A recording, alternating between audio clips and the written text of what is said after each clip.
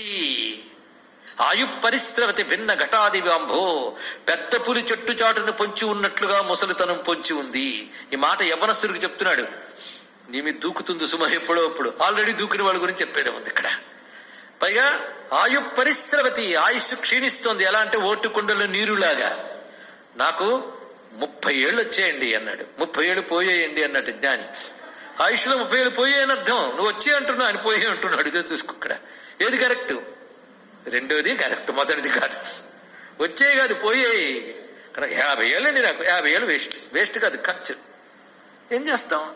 ఇది తెలుసుకో. అనుక్షణం పోతుంది. అందుకే ఇలా జరుగుతున్నా ఇంకా లోకం తప్పు పనులు చేస్తోంది ఏమిటా అని ఆశ్చర్యపడు యోగి.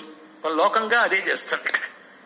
జ్ఞాని వాడు జాగ్రత్త పడాలి. అందుకే జరామరణ మోక్షాయ గొప్ప మాట చెప్పాడు. జరామరణముల నుంచి బయటపడడానికి ఏ రసాయనం దొరుకుతుందా, ఏ ఔషధం దొరుకుతుందా? వేస్ట్. ఎలాగైనా తప్పదు జరామరణాలు. గుర్తుపెట్టుకో. జరామరణం నుంచి నిజంగా నువ్వు బయట పడదలుచుకుంటే ఒక్క ఉపాయం ఉంది, చెప్తున్నాను, వింటున్నాడు కృష్ణుడు. ఇంకందరూ అలర్ట్ అయిపోవాలి. ఎంత ఉపాయం ఎక్కడ దొరుకుతుందండి? ఇంకా జరామరణములు లేని స్థితి రావాలి అంటే మరి జన్మలు లేని స్థితి రావాలి. అదొకటే. అది రావాలంటే మాం ఆశ్రిత్య, నన్ను ఆశ్రయించి, యతంతి, ప్రయత్నించాలి. అంటే మన ప్రయత్నం ఈశ్వరాశ్రయంతో సాగాలి. ఈశ్వరుణ్ణి ఆశ్రయించి ఈశ్వరుని కోసం చేసే ప్రయత్నమే యోగము. అది మాం ఆశ్రిత్య యతంతి.